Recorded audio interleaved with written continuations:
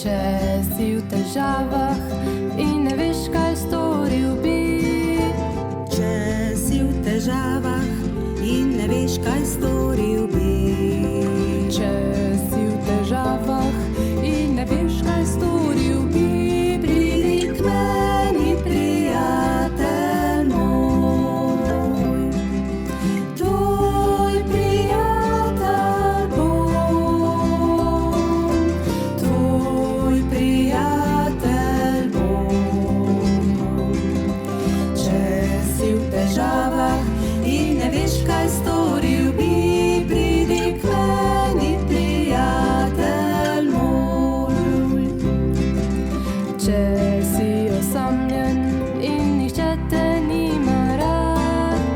Če si osamljen in nihče te nima rad. Če si osamljen in nihče te nima rad. Pridi k meni, prijatelj moj. Tvoj prijatelj bom.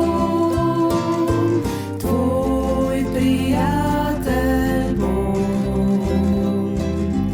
Če si osamljen in nihče te nima rad. Pridi k meni, prijatelj moj. Če si lačen in sem tavaš naokrog. Če si lačen in sem tavaš naokrog. Če si lačen in sem tavaš naokrog. Pridi k meni, prijatelj moj. Tvoj prijatelj bom. Tvoj prijatelj bom. Če si lačen in sem tavaš naokrog. Pridi k meni, prijatelj moj.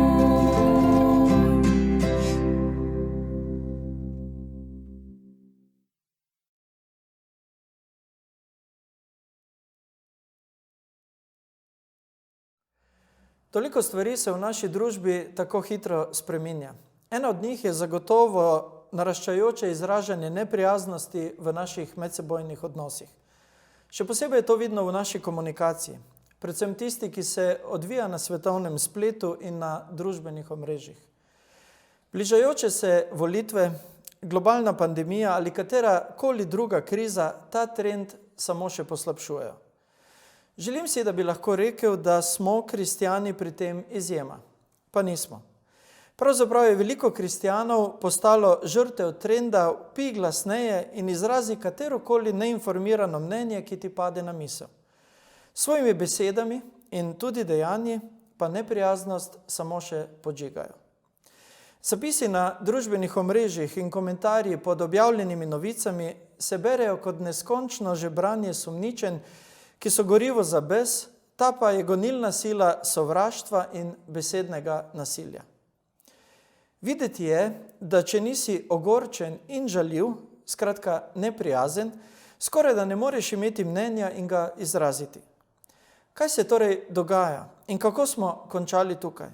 In ali je kaj, kar lahko glede tega naredimo? Na spletu smo veliko bolj agresivni kot v osebnih stikih. Ljudje na spletu zapišejo in naredijo stvari, ki jih sicer v resničnem življenju ne bi naredili. In razloga za to sta preprosta: anonimnost in distanca. Z uporabo spletnih psevdonimov zakrijemo svojo identiteto in s tem tudi svojo človeškost. Dejstvo, da osebe, na katere zapisali objavo, se odzivamo, tudi če pri tem uporabimo svoje pravo ime, ne gledamo v oči, pa našo agresivnost samo še poveča. Ker nas splet dehumanizira, je tam tudi lažje grdo ravnati z drugimi. Žalostno dejstvo je tudi, da sovražna in neprijazna komunikacija prinese več klikov in več všečkov, kot pa prijazna. Veliko pred lažnivimi novicami današnjega časa so uredniki spoznali, da se slabe novice prodajajo bolje kot dobre.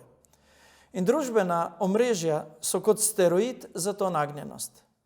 Algoritmi na Facebooku, Googlu in drugih družbenih omrežjih načrtno dajejo prednost ogorčenju, saj se to širi veliko hitreje kot nekaj, kar ga ne povzroča. Bes je način, da te ljudje slišijo, tudi če nimaš kaj povedati. Okrog nas se dogaja še en paradoks. Zahvaljujoč tehnologiji, nikoli prej nismo bili tako povezani, kot smo danes.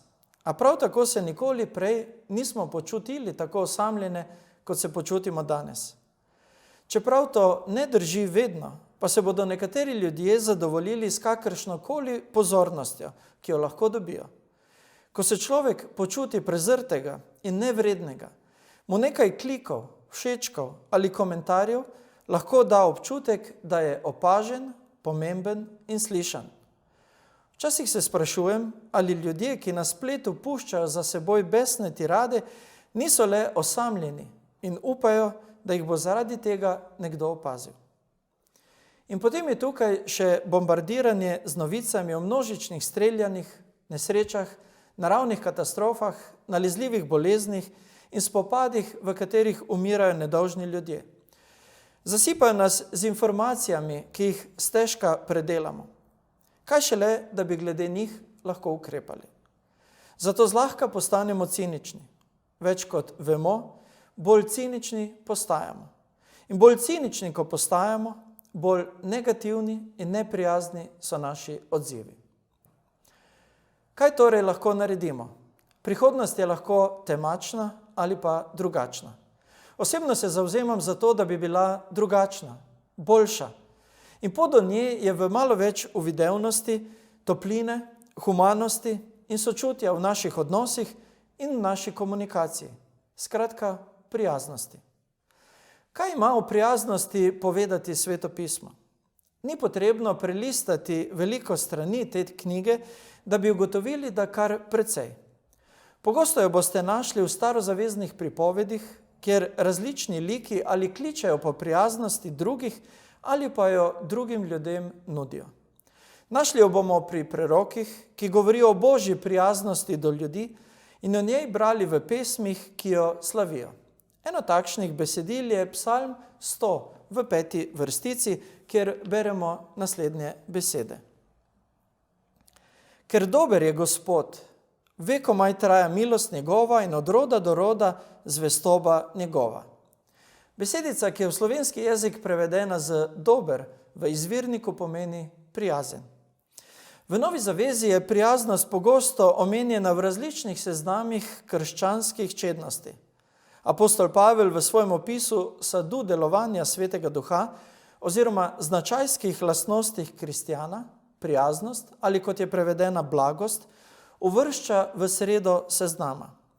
V pismu Rimljanom, 2. poglavju 4. vrstici pa piše, da je božja prijaznost, nekateri prevodi pravijo tudi dobrota, tista, ki nas pripelje do odločitve, da se obrnemo proč od tega, kar je slabo, in k temu, kar je dobro. Morda najbolj osupljivo svetopisemsko besedilo od vseh, ki govori o prijaznosti, pa najdemo v Jobovi knjigi. V 6. poglavju te stare knjige, v 14. vrstici, so napisane naslednje besede. Kdor prijatelju odreka dobroto ali prijaznost, zapušča strah mogočnega. Povedano drugače, kdor ni prijazen, se ne bi smel imenovati kristjan. Precej močne besede, ali ne? Ellen White, ki jo je ugledni Smithsonian Magazine uvrstil med 100 najvplivnejših Američanov vseh časov, je napisala naslednje besede. Mnogi so prepričani, da so kristjani preprosto zato, ker so sprejeli nekaj temeljnih bogoslovnih naukov, ampak resnice niso vtkali v vsakdanje življenje. Ne verujejo vanjo in je niso vzljubili. Zato niso dobili moči in milosti, ki je sad posvečenja z resnico. In potem zapazite te besede. Ljudje lahko trdijo, da verujejo v resnico, toda če jih to ne naredi iskrene, prijazne, potrpežljive, pobožne, potem je to prekletstvo zanje, ki jo imajo, zaradi njihovega vpliva pa pomeni prekletstvo za ves svet. Tisti, ki mislijo, da so kristjani, a jih to ni naredilo prijazne, so prekletstvo zase in svet. Težke besede. Toda enako težke so tudi Jobove. Vsak, ki odreka prijaznost, zapušča strah vsemogočnega. Ali ni to nekaj, kar bi nas moralo spodbuditi k resnemu samopreiskovanju naših besed in tudi naših dejanj? Nas pognati na kolena s prošnjo: o Bog, naredi me prijaznega. Prijaznost namreč povezuje lastnosti našega značaja v paket in ga dela užitnega in sprejemljivega za svet okrog nas. Prijaznost. Morda je pomembnejša, kot je videti na prvi pogled. Ampak kaj pomeni biti prijazen? Ko pomislimo na prijaznost, ko prosimo, da je Bog vtke v tkanino našega značaja, zakaj pravzaprav prosimo? Rad bi izpostavil 3 preprosta opažanja. Prvič, prijaznost ni pristranska. Dave Barry v eni od svojih kolumn piše o 5 naukih, ki se jih je naučil v 50 letih svojega življenja. In eden od teh, ki jih omenja, je naslednji. Oseba, ki je prijazna do vas in groba do natakarja, ni prijazna oseba. Prijaznost ne diskriminira. Ko vstopimo v restauracijo ali trgovino in srečamo ljudi, ki so v pokrajini našega življenja zlahka nevidni, ali smo prijazni tudi do njih? Kaj pa, ko pridemo do bančnega uslužbenca za okencem, pred katerim smo dolgo čakali? Smo prijazni? V takšnih trenutkih bi se bilo dobro spomniti in upoštevati Platonov nasvet. Bodi prijazen do vsakogar, ki ga srečaš, ker vsak bojuje težek boj. Drugič, prijaznost je instinktivna. V eni od zgodb iz življenja Mahatme Gandhija izvemo, da je na nekem potovanju med skokom na vlak, ki ga je še zadnji hip uspel ujeti, izgubil obuvalo. Ne da bi veliko razmišljal, je sezul še drugo obuvalo in ga vrgel na tire. Ko ga je osupli sopotnik vprašal, kaj vendar počne, je preprosto rekel: ubožec, ki bo našel prvi čevelj, bo tako imel par, ki ga bo lahko uporabil. Ko sem prebral to zgodbo, sem se vprašal, koliko časa bi jaz rabil za to. Na koliko postajah bi se vlak moral ustaviti, preden bi rekel: hej, pa saj bi moral vreči še drugega. Toda zdi se mi, da je v Gandhijevem življenju bilo dovolj premišljevanja o življenju nasploh, o ljudeh in o težavah, da je, ko je prišel trenutek, da pokaže prijaznost, to preprosto naredil. Prijaznost je instinktivna. In tretjič, prijaznost je stalna. Traja. Več kot le trenutek.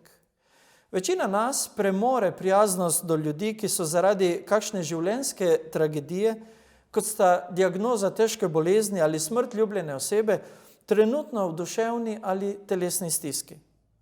Toda z minevanjem časa in pod vplivom življenjskih izzivov, s katerimi se srečujemo vsak dan, ter stresa, ki ga ti izzivi povzročajo, naše besede in naša dejanja sčasoma zlahka postanejo neprijazna in groba. Pozabimo na prijaznost. Pa vendar bi ta morala biti odlika, ki jo kažemo vsak dan v vseh okoliščinah. 3 opažanja. Prijaznost ni pristranska, prijaznost je instinktivna in prijaznost traja. In samo eno vprašanje. Sta takšna tudi naša komunikacija in naše vedenje? Nas je resnica, za katero pravimo, da jo poznamo, res naredila prijazne? Ali pa nas bolj opisujejo naslednje besede? Nekateri od najbolj zlobnih ljudi na zemlji so iskreni, dobronamerni verniki, ki tako goreče verjamejo v svojo religijo, da za njo ne bi le umrli, ampak tudi ubijali. Dobesedno ali le metaforično. Končajmo z 2 mislima. Prva je spod peresa Marka Twaina. Prijazna dejanja lahko tudi slepi vidijo in gluhi slišijo. Drugo pa je izrekla mati Tereza. Prijazne besede so pogosto le šepet, toda njihov odmev je neskončen. Zato bodimo prijazni. Amen.